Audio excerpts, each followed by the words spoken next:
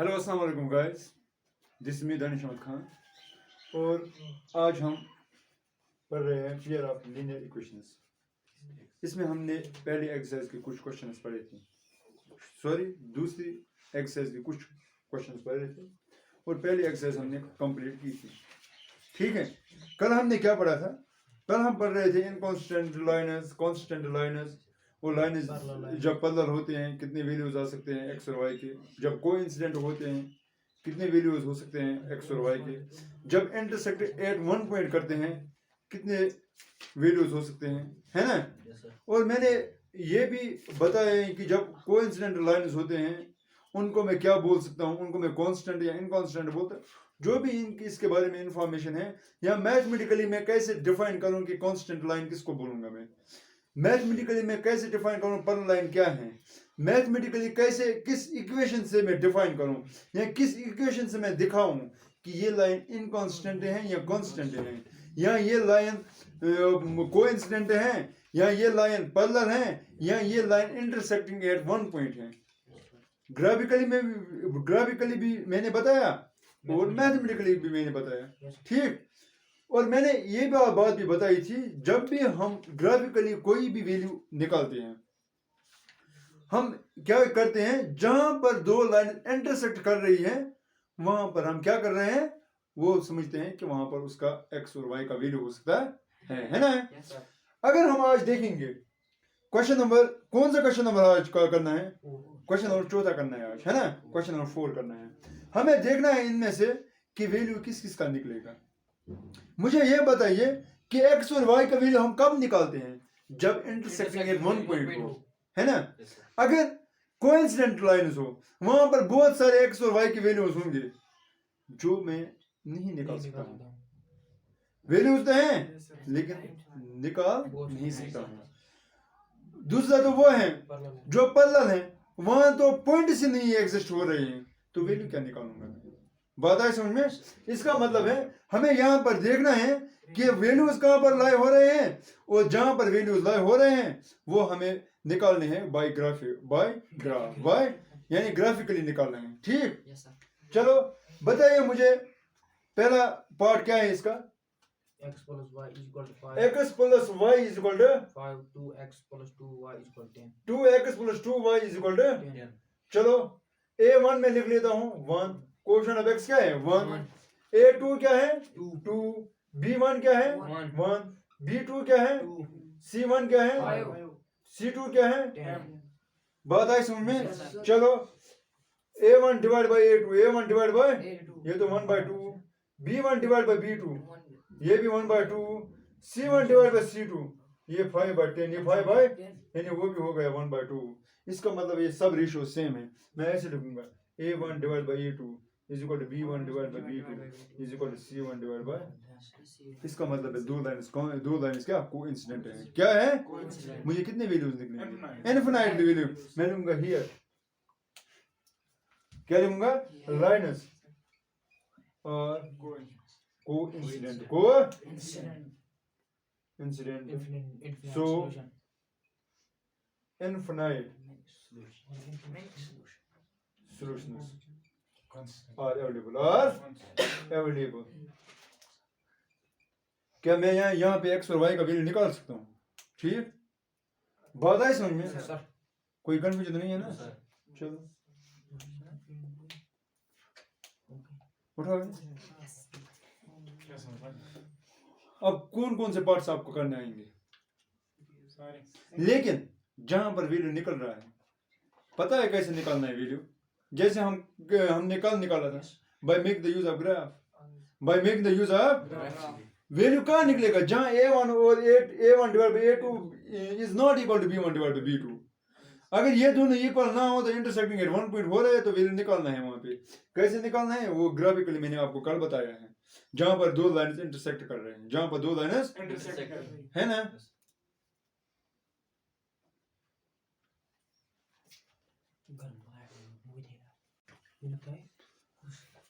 चलो गाइस बताइए next question क्या है।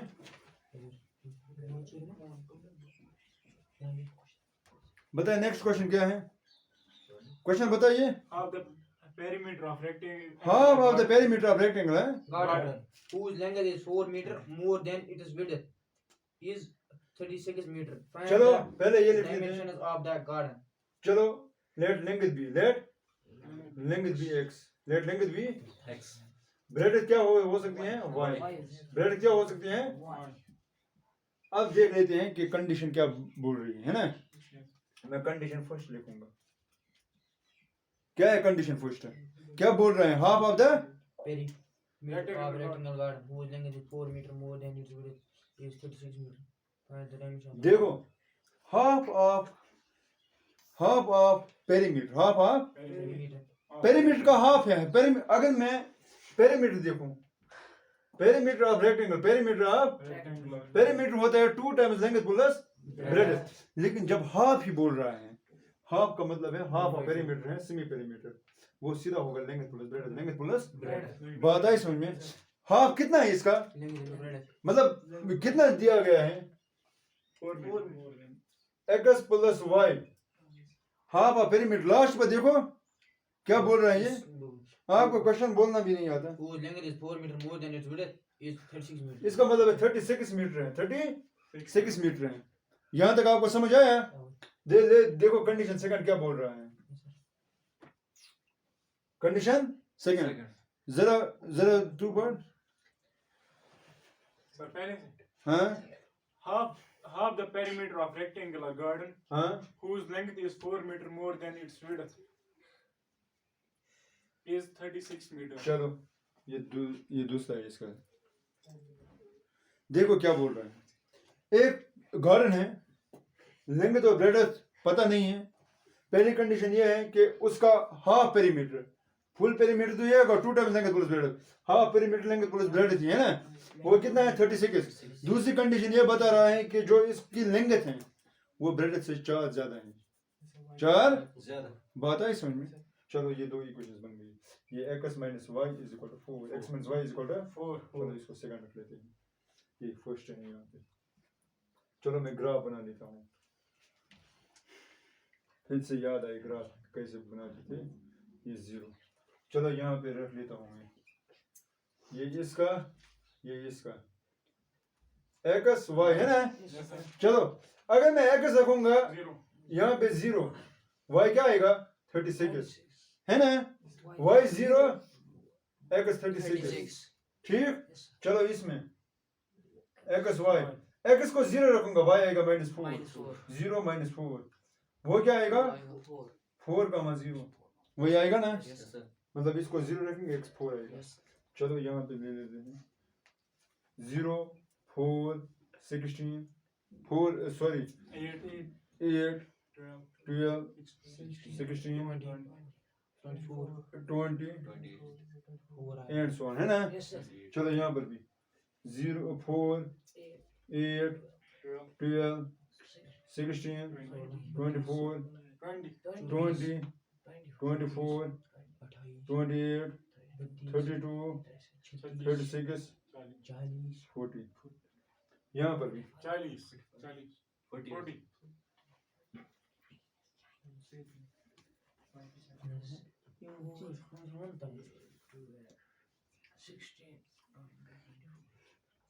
ये क्या आएगा 24, 24 28, 28 32, 32 36.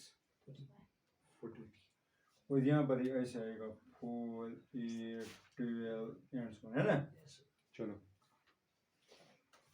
मुझे ये बताओ पहले ये लाइन डालेंगे 0,16 0,36 सॉरी x का वैल्यू 0 है y कितना है 36 x 0 y 36 ये पॉइंट देखा Yes, sir. शाबाश फिर क्या है x 36 y 0 x 36 y 0 ये पॉइंट चलो इन दो को जोड़ लेते हैं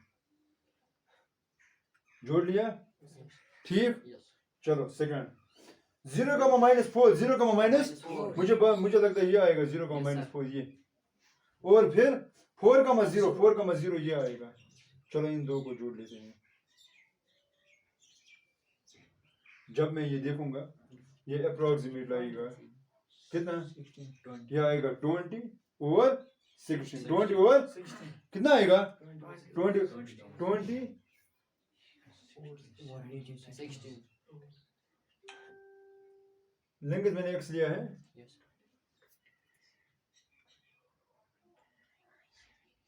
सॉरी ये आएगा 16 20 ये ग्राफ ठीक नहीं बना है ना Yes. जब हम ग्राफ कॉपी बनाएंगे ना Yes, sir. ये एग्जैक्ट बनेगा Yes. ग्राफ कॉपी बनाएंगे ना एग्जैक्ट बनेगा ठीक यानी 20 16 बनेगा ये क्या बनेगा ये 20 16 20 16. इसका मतलब है x कितना है 20 y कितना है 16. 16 सेंटीमीटर बताइए सुनिए Yes, sir. यह के ग्राफ से हम कैसे इक्वेशंस निकाल सकते हैं मतलब वैल्यूज कैसे निकाल सकते हैं ठीक है चलो नोट डाउन इसको करो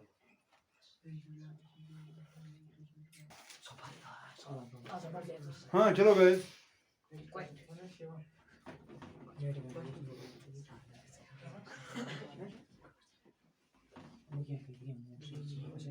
चलो इक्वेशन बताइए क्या इक्वेशन है इक्वेशन बताइए 2x plus 3y minus 2x 8 plus 3y plus 3y minus 8 minus 8 is equal to 0.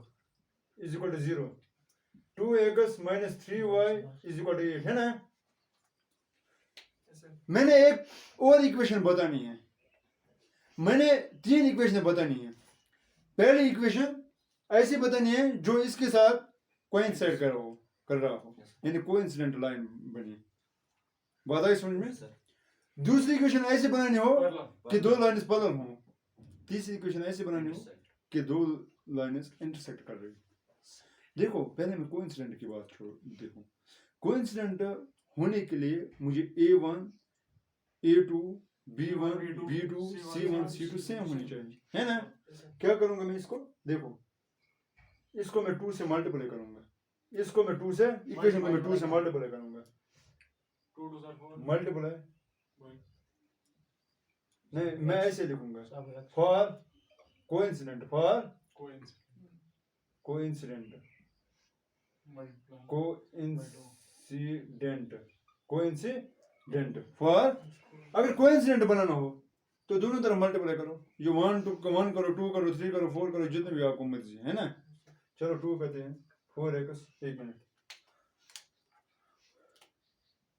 4x minus 2 3 are 6y is equal to 2 4 16 अगर हम ये देखेंगे ना 2 divided by 4 3 divided by 6 8 divided by 16 ये सेम आएंगे है ना Yes, sir. अगर आपको पैरेलल दिखाना हो फॉर Parallel. सिर्फ एक ही साइड पर मल्टीप्लाई करो दूसरी साइड पर मल्टीप्लाई ना करो ठीक है शाबाश क्या करेंगे 2x 2 2 जार चलो 3 से मल्टीप्लाई कर लेते हैं एक ही तरफ 3 2 जार हो गया 6 माइनस 3 3 जार हो गया 9y चलो इसको मल्टीप्लाई नहीं करते या कोई और वेरिएबल रख लेते हैं या कोई और वेरिएबल चलो और वेरिएबल मैंने रख लिया अपनी मर्जी से 5 है ना अगर मैं ये देखूं Sir. 2 divide by 6 2x plus 3y.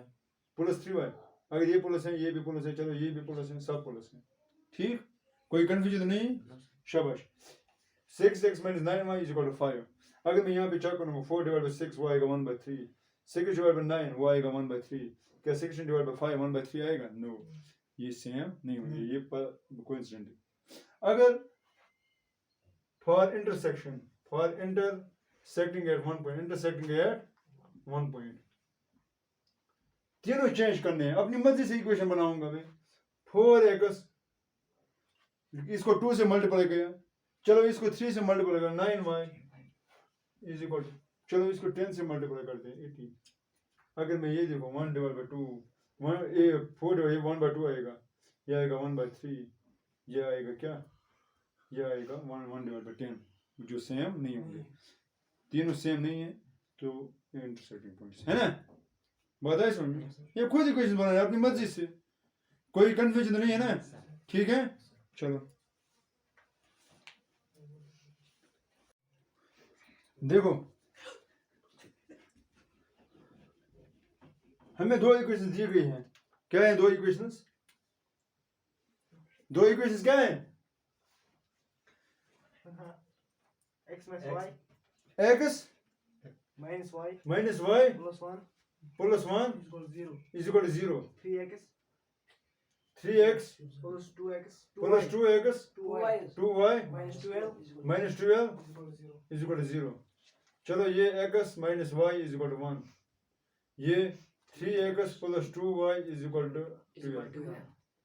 ये सेकंड है, ये फर्स्ट है, ये फर्स्ट है. चलो इसके कोऑर्डिनेट्स में निकाल देता हूँ. ये इस इक्वेशन का ग्राफ में बनाऊंगा x और y. चलो x 0 y minus 1, y 0 x 1. ठीक. चलो इसका देख लेते हैं. x y, अगर मैं x 0 रखूंगा 2y आएगा 12, y आएगा 6. 2y 12, y क्या आएगा 6. 0 6. अगर मैं इसको 0 रखूंगा 3y आएगा 12, 3x आएगा 12, 3x आएगा यानी x आएगा 4, ये 3 हाँ 4. ठीक. 0,6 0,4. देखो असल में दिखाना क्या है हमें वो मैंने भी आपको बताया नहीं. चलो ग्राफ बना लेते हैं पहले. ये ग्राफ है, ये ग्राफ है ना,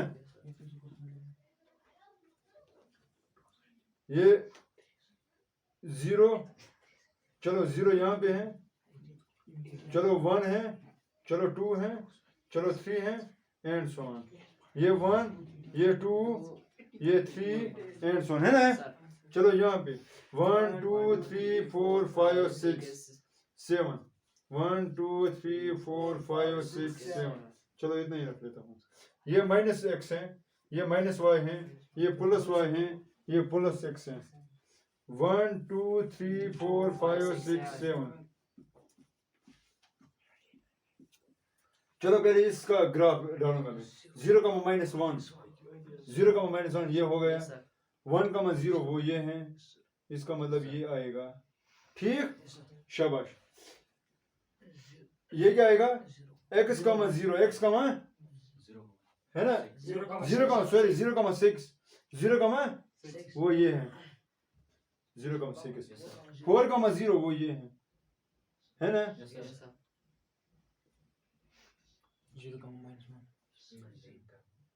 यहाँ पे मिल गया. क्या ये वैल्यू निकालना आएगा? इसको शेयर करना है. क्या करना है? ये ट्रायंगल बन गई ना.